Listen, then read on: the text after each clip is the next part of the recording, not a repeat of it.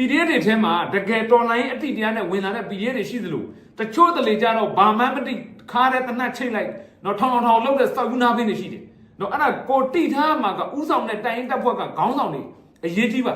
ကိုအောင်မှာရှိတဲ့ငယ်သားတွေရဲ့စိတ်ဓာတ်အကျင့်စာတိတနေပုံထိုင်ပုံဒါတွေဟာခေါင်းဆောင်တွေကမျက်စိပြတ်လို့မရဘူးဒီနေ့အတွက်ထူးခြားတဲ့သတင်းအသစ်တွေကိုနောက်မှအသေးစိတ်တင်ဆက်ပေးမှာဖြစ်လို့ကျွန်တော်ရဲ့ channel လေးကို like and subscribe လုပ်ခဲ့ပြီးဘေးနားကခေါင်းလောင်းလေးကိုနှိပ်ခဲ့ကြဖို့မမေ့ကြပါနဲ့ခင်ဗျာဒါဆိုရင်စလိုက်ရအောင်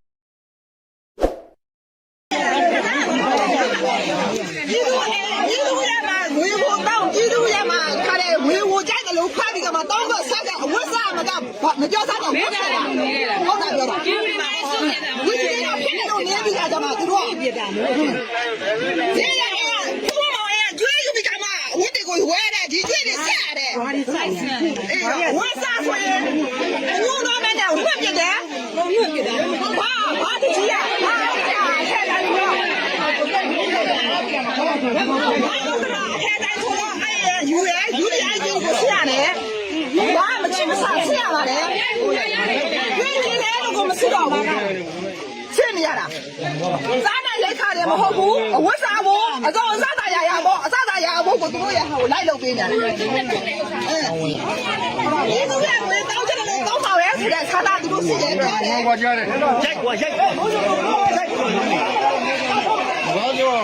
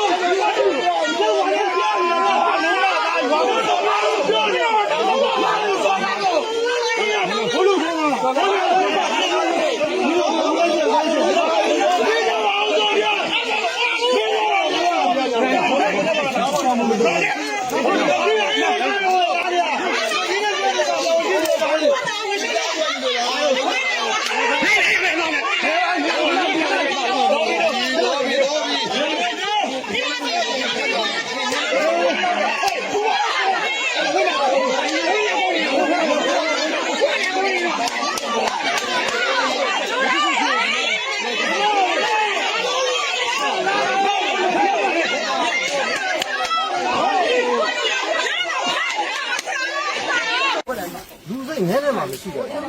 ညလုံးသွန်းလာပြီဒီဝေရောက်နောက်ကနေဝေရောက်မောင်ရတယ်ဝေရောက်မောင်လဲတော့ဒီခေါင်းချေတယ်ဒီလိုငငနဲ့ပတ်တယ်ခေါင်းကလာမြုပ်လိုက်ပြီးရောလေဒီလိုရတာအဲ့လောက်တော့တန်ချင်းမရှိဘူးအေးဝဝဝတောင်းတောင်းဆိုချိန်နေသားကိုကြားလို့နေဒီဆက်နေတာသူကကြာခွေးဝင်ကြိုက်လို့ဝင်ကြိုက်တာဒီလူမှမြဒီတိုင်းဝင်ကြိုက်တယ်ဒီတိုင်းခေါက်တယ်တနက်ဒီလူမှာဘာမှမရှိဘူးလက်နဲ့မရှိဘူးစက်မှာခေါင်းဆောင်ကုန်ဒီလိုစားတယ်ရှိရင်ဟာဆောနာစီကြောင့်မတော့ပြစ်စမ်းပါဘူးစိတ်ကြောင်းလာတော့ဆောင်းကြည့်တာဖြစ်စိတ်ကြောင်းလာတော့ညာရတာမိတော့တော့ရတာမျိုးကျင်းတော့မဆောင်ရဲဘူးစစ်ကြောင်းလာလို့ရှိရင်ဒီလူတွေမှာစောင့်ရတာစစ်ကြောင်းလာလို့တဲ့ဒီဘောလုံးပြတာရှိရစစ်ကြောင်းလာအရေးမကြီးလို့မဆောင်လို့ဒီလူတွေလို့တော့မဆောင်တာလေကြောက်လို့မဆောင်ကြည့်တယ်စိတ်ကြောင်းလာတော့သူကြိုးကြည့်တယ်စိတ်ကြောင်းလာတော့ကြက်နေပြီတော့မဟုတ်ဘူးမင်းတို့ပိုက်ထဲမှာဒီငါတွေးထားတယ်မချီမနဲ့ကောထုံးကိုထွက်တည်တယ်ဟဲ့အောင်ဘာစိတ်ကြောင်းလာတော့လေအခုအဲ့ဒီမျိုးဆိုနေတာ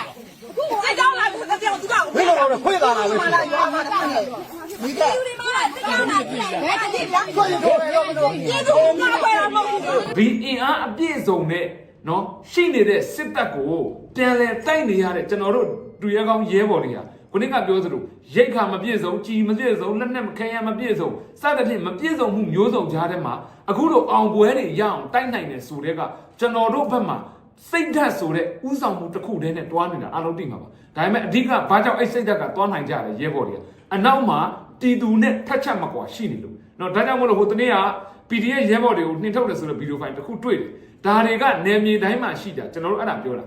PDF တွေထဲမှာတကယ်တော်လိုင်းအတိတရားနဲ့ဝင်လာတဲ့ PDF တွေရှိသလိုတချို့တလေကြတော့ဘာမှမတိခါတဲ့တနတ်ချိတ်လိုက်နော်ထောင်လောက်တဲ့စောက်ယူနာပင်းတွေရှိတယ်နော်အဲ့ဒါကိုတိထားမှာကဥဆောင်တဲ့တိုင်တက်ဖွဲ့ကခေါင်းဆောင်တွေအရေးကြီးပါ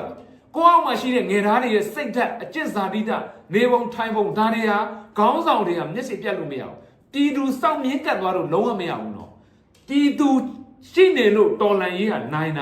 ပြည်သူကိုစန့်ကျင်သွားမယ်ဆိုရင်ကျွန်တော်တို့တော်လန်ရေးရဲ့ရလဟာချက်ချင်းပြောင်းသွားမှာပဲဒါကိုအားလုံးသိဖို့လိုတယ်အဲ့တော့လက်နက်ကင်ခြင်းအရာတာကျွန်တော်ပို့တစ်ခုတောင်ရေးဘူးပါတယ်နော်လက်နက်ကင်တဲ့အရာတာဆိုပြီးတော့နော်ကြည့်လားအဲ့တော့လက်နက်ကင်တဲ့အရာတာကိုခုံမင်သွားရင်ဘာဖြစ်သွားလဲစစ်ခွေးပဲ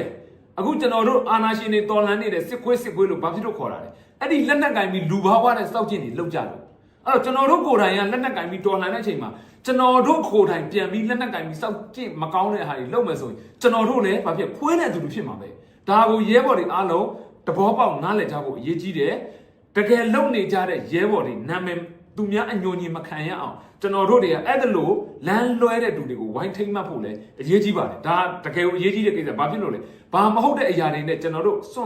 ွန့်သားလုံနေတဲ့သူရဲကောင်းတွေရဲ့တန်ဖိုးနာမည်အရေးကိုမထိခိုက်မခံနိုင်ဘူးဒါကြောင့်မလို့ဒါကိုလည်းဝိုင်းကြည့်ပေးပါကဲနောက်တစ်ခုကချင်းပြည်နယ်ဟာခါတဲ့ဟာခါမှာရှိတဲ့ရဲစခန်းကိုဝင်စီးတာရဲဘော်တွေနဲ့အတူဖမ်းဆီးခံထားရတဲ့ရဲဘော်တွေနဲ့အတူအကျဉ်းသားတွေပါနော်လွတ်မြောက်လာတဲ့ဆိုတဲ့လက်နက်ခဲနေပါရကဲဒါကတော့ချင်းပြည်နယ်ဟာခါမှာနော်အဲ့တော့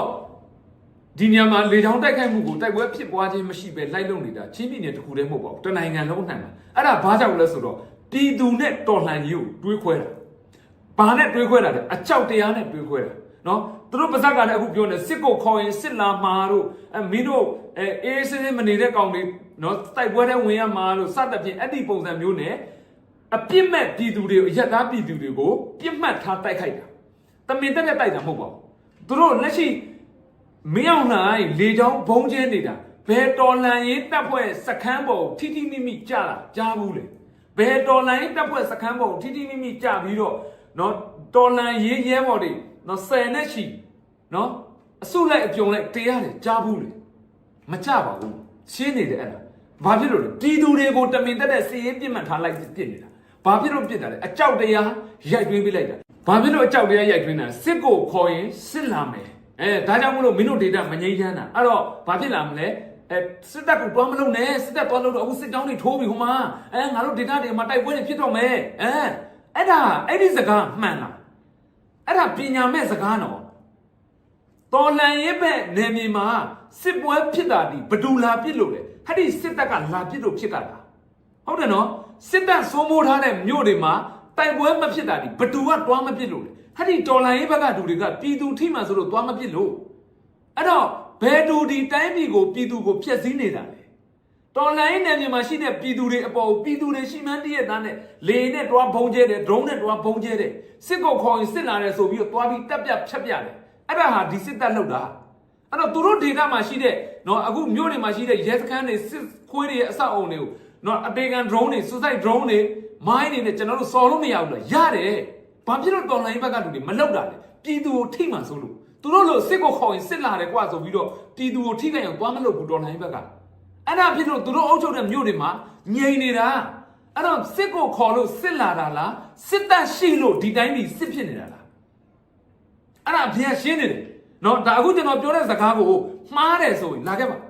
ါနော်ဗယံမတာပေါက်ပန်း40အကောက်တုနဲ့ဝင်ဆဲတဲ့ကောင်မျိုးတော့ဒါဘောင်နဲ့မထည့်ဘူးစင်းနဲ့မထည့်ဘူးအခုကျွန်တော်ပြောတဲ့စကားမှားနေတယ်ဆိုလို့ရှိရင်လာခဲ့ပါတိတ်ခါရှိလာဆွေးနွေးလို့ရတယ်နော်အဲ့တော့ကျွန်တော်တို့တိုင်းပြည်မှာအတိတ်အနာဂတ်ပြစ္ဆုတ်ပံရှိပါတယ်အတိတ်မှာလည်းစစ်တပ်ကဖျက်ဆီးခဲ့လို့တိုင်းပြည်ကနှိမ့်ကျခဲ့ပြီအနာဂတ်မှာလည်းစစ်တပ်ကြောင့်တိုင်းပြည်ဟာတွေးချောင်းစီးပြီးတိုင်းပြည်ပြစ်နေပြီပြစ္ဆုတ်ပံမှာတော့မင်းတို့မပါပါနဲ့တော့တောင်းပန်တာပါတောင်းပန်တာအတိတ်မှာလည်းမင်းတို့ဖျက်ဆီးခဲ့ဘူးပြီအနာဂတ်မှာလည်းမင်းတို့ဖျက်ဆီးနေတယ်နောက်လာမဲ့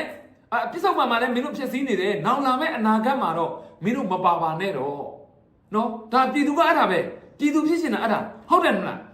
ဒီတိုင်းမျိုးကိုအုပ်ချုပ်ဖို့အတွက်စစ်တပ်အုပ်ချုပ်မှာမဟုတ်ဘူးလေစစ်တပ်ဆိုတာစစ်တိုက်ကမယ်လက်အားနေဘာလို့ကမယ်လက်ကျင့်နေရမယ်စစ်တိုက်ဆိုတာတိုင်းပြည်ကပြည်သူကိုပြန်တတ်ဖို့စစ်တပ်ဖွဲ့စည်းထားတာမဟုတ်ဘူးအခုမြန်မာနိုင်ငံကစစ်တပ်ကနှစ်ပေါင်း60ချီပြီဘယ်သူတွေကိုစစ်တိုက်နေတာခေါင်းစဉ်အမျိုးမျိုးအောက်မှာလက်နက်ကင်တောင်းကျန်းသူတဘုံတို့ဓမြတို့အကျန်းဖက်တို့ပေါက်ပန်း40တွေသူတို့တတ်ချင်တဲ့ခေါင်းစဉ်တွေတက်ပြီးတော့ဘာလို့လာလဲဒီနိုင်ငံသားအချင်းချင်းပဲသူတို့ပြန်ပြစ်နေတာအဲ့တော့စစ်တပ်ဖွဲ့စည်းတယ်ဆိုတာကဘာလို့ဖို့လဲတိုင်းပြည်ထဲမှာရှိတဲ့ပြည်သူအားလုံးရဲ့အန္တရာယ်ကိုကာကွယ်ဖို့ အဲ့တော့လက်ရှိစစ်တပ်ဒီဘာလုပ်နေလဲဒီတိုင်းပြည်သူတွေအန္တရာယ်ကိုကာကွယ်နေတာဒီတိုင်းပြည်သူတွေသူတို့အုပ်ချုပ်တာကိုလက်မခံတဲ့ဒူမှန်များကိုလိုက်တက်ဖြတ်နေတာအဲ့တော့ဒီဟာကိုစစ်တပ်အဖြစ်လက်ခံတင်တာမတင်ဘူးလားအဲ့ဒါအဖြစ်ပဲရိုးရိုးရှင်းရှင်းလေးပဂတိရှိတရားကိုကြည့်လိုက်ပါနော်စစ်တောင်းတစ်ခုထိုးရတယ်အဲ့စစ်တောင်းထွက်သွားရင်ပြာပုံပဲကြံမိခဲ့တယ်ခေါင်းဖြတ်တက်ခံထိတဲ့လူတွေကြံမိခဲ့တယ်မရင်းပြင့်ခံထိတဲ့လူကြံမိခဲ့တယ်နောက်တရွာလည်းဒီလိုပဲဟမ်ဖြစ်နေတာလက်ရှိမြန်မာပြည်မှာဘာမှတိုက်ပွဲမဖြစ်ပွားပဲစာနေကြောင်းပေါ်ဘုံကျဲချတယ်စေးရုံပေါ်ဘုံကျဲချတယ်ဘုန်းကြီးကျောင်းပေါ်ဘုံကျဲချတယ်ခရစ်ယာန်ကျောင်းပေါ်ဘုံကျဲချတယ်အစ္စလမ်ဗလီပေါ်ဘုံကျဲချတယ်နော်မျိုးစုံလုပ်နေတာအဲ့တော့ဒီလိုကောင်မျိုးတွေကိုကျွန်တော်တို့ကလက်ခံတင်လားလက်မခံတင်ဘူးလားနော်အဲ့တော့အခုလိုတိုက်ပွဲတွေအောင်မြင်မှုရဖို့ဆိုတာကကျွန်တော်တို့ညီညွတ်မှရမယ်ဘာတွေညီညွတ်ကမလဲလက်နက်ကင်ချင်းချင်းညီညွတ်ကမယ်လက်နက်ကင်တွေအနောက်မှာပြည်သူတွေညီညွတ်ကမယ်ပြည်သူတွေတညီတညွတ်တဲ့ဒီလက်နက်ကင်တွေကိုကျွန်တော်ဝင်းရမ်းမယ်မှားနေလွဲနေတိမ်းဆောင်နေတဲ့ပေးရမယ်ကျွန်တော်ရှင်းမှပြောခဲ့တယ်လို့နော်ပြည်သူထောက်ခံမှုကြဆုံးလို့လုံးဝမရဘူးကျွန်တော်ဗီဒီယိုဖိုင်တစ်ခုလုပ်ပါအောင်မယ် KIA AA ရဲ့ TNN ရဲ့သုံးဘက်မှာအမှ TNN နဲ့ KIA စစ်သားတွေနဲ့ရန်ဖြစ်နေတဲ့ဗီဒီယိုဖိုင်ရှက်စရာကြီးငါနယ်မြေသူ့နယ်မြေဆိုအောနေကြတယ်အဲ့ဒါတော်လိုင်းသမားမဟုတ်ဘူးဟမ်အဲ့ဒါခင်ဗျားတို့ကလက်နက်ကင်တောင်းချမ်းသူပဲစစ်တပ်ပြောအောင်နေသေးတယ်နော်ဒါတွေကိုတိုင်ရင်တပ်ဖွဲ့မှာရှိတဲ့တပ်မှုတွေကကောင်းကောင်းထိမ့်သိမ်းနိုင်ရမယ်ဘာဖြစ်လို့လဲအဲ့ဒါလိုလူမျိုးရေးကွဲခြားမှုတွေနယ်မြေလူမှုတွေကကျွန်တော်တို့ဒီတော်လိုင်းကာလမှာလုံးဝဖြစ်လို့မရဘူးအဲ့ဒါရန်သူအကြိုက်ပဲဒါကိုတပ်မှုတွေလူကြီးပိုင်းတွေကကောင်းကောင်းကြက်မှတ်ထားရမယ်အခုလုံးဝ COC စီးစင်းနိုင်အောင်လုပ်ရမယ်နော်နောက်တစ်ချက်ကပြည်သူတွေအနေနဲ့လူမျိုးမခွဲနဲ့ဘာသာမခွဲနဲ့ကျွန်တော်တို့ဘုံရန်သူကဘလူတွေဘုံရန်သူကိုကြည့်ဒီဘုံရန်သူပြိုလဲပြီးမှခမည်းတော်တွေကိုလိုချင်တဲ့အခွင့်အရေးကိုယ့်ကိုခွဲခြားကြမယ်ဒီဘုံရန်သူမလဲတဲ့၍အချင်းချင်းထားချရင်တော့ရန်သူကြိုက်ပဲဖြစ်လိမ့်မယ်ဒါကိုအားလုံးနားလည်ဖို့အရေးကြီးပါတယ်ဒါကြောင့်မို့လို့ဒီကာလမှာကျွန်တော်တို့တွေစီးလုံးညီညွတ်မှုရှိဖို့လိုတယ်